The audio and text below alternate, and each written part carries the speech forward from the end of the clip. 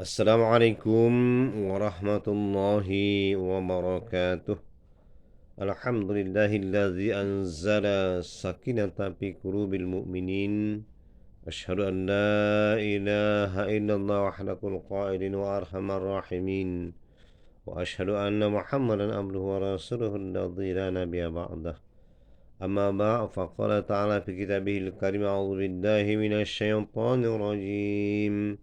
Bismillahirrahmanirrahim. Wabtaghi fima ataka Allahud daral akhirah wa la tansa nasibaka minad dunya wa ahsin kama ahsanallahu ilaik wa la tabghil fasada fil ard innallaha la yuhibbul mufsidin. Alhamdulillah, mari kita bersyukur kepada Allah Subhanahu wa taala. Di hari yang berbahagia yang kita bisa bersama kumpul tentulah atas qada Allah mentakdirkan hari kita bersua. Mudah-mudahan pertemuan kita dapat rahmat Allah Subhanahu wa taala. Terima kasih kepada Pak Sukma Lesmana yang minta saya untuk hadir pada hari ini. Tanpa mengurangi rasa hormat saya, maka semua yang berhadir kita hormati dan Allah bersayang kepada kita semua. Baik yang dirahmati Allah Subhanahu wa taala, dalam kesempatan yang bahagia ini, pertama kita bersyukur kepada Allah Subhanahu wa taala karena nikmat Allah masih diberikannya kepada kita, baik itu nikmat kesehatan jasmani rohani, nikmat rezeki, nikmat kehidupan, terus nikmat hidayah. Hidayah yang merupakan yang tidak bisa kita beli, tapi Allah pilih siapa yang Dia ingini. Termasuklah kita menaati Allah SWT.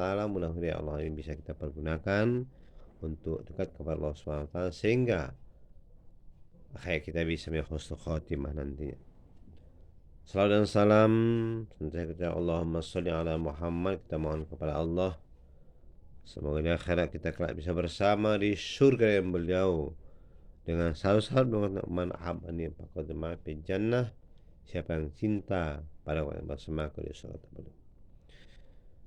Bagi yang rahmat Allah SWT, kesempatan yang bahagia ini tadi kita baca Al-Quran surah yang ke-28 ayat 77, yaitu surah Al-Qasas, ya.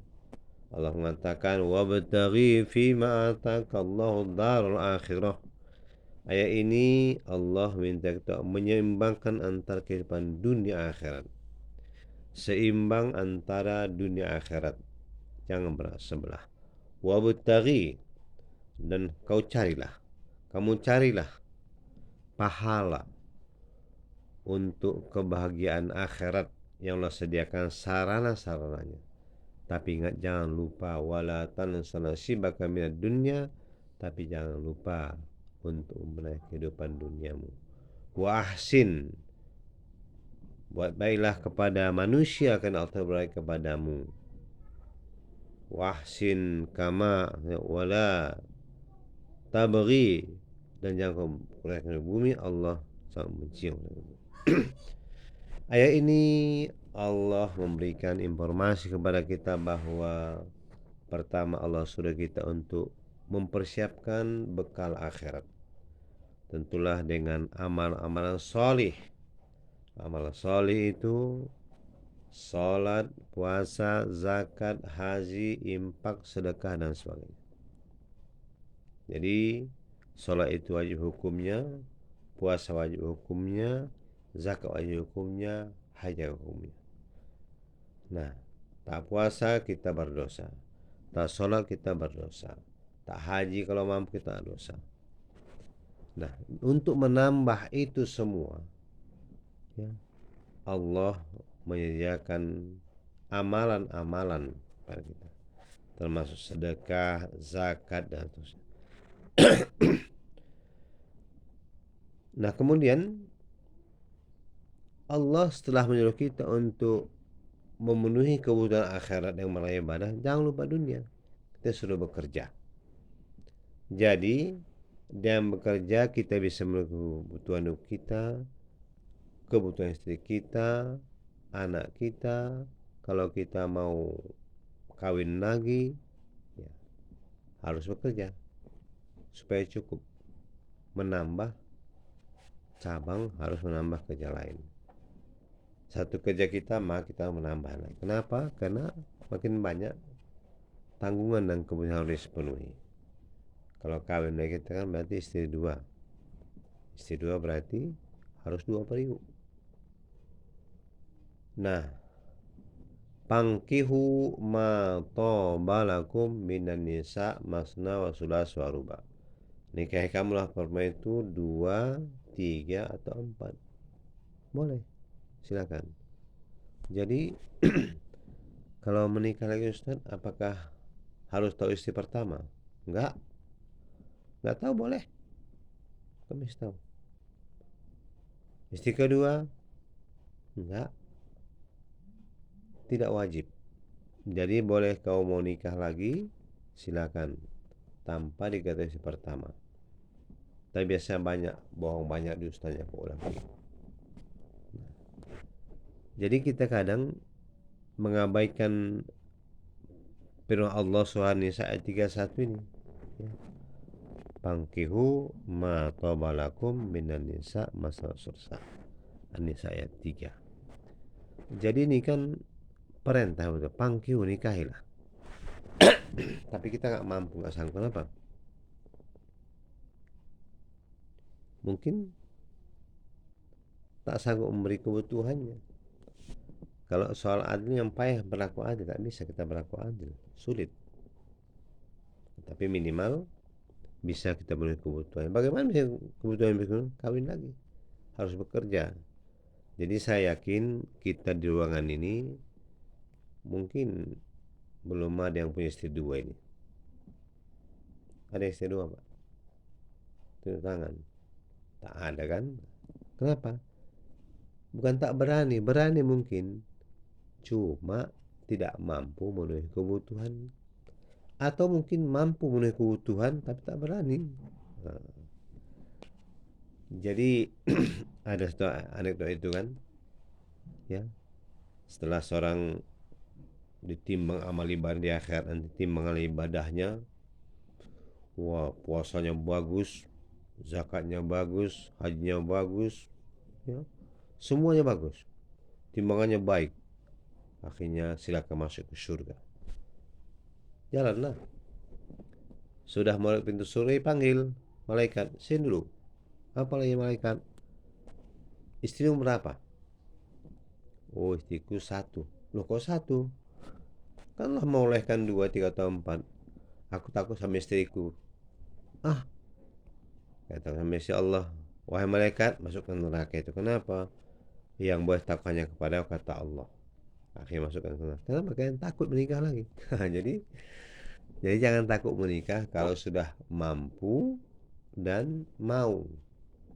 Mampu dan mau. Kalau mau semua kita mau, Pak. Makanya di surga itu Allah saya banyak bidadari, Pak. Bidadari. Kenapa Allah memberikan motivasi kepada kita dengan bidadari?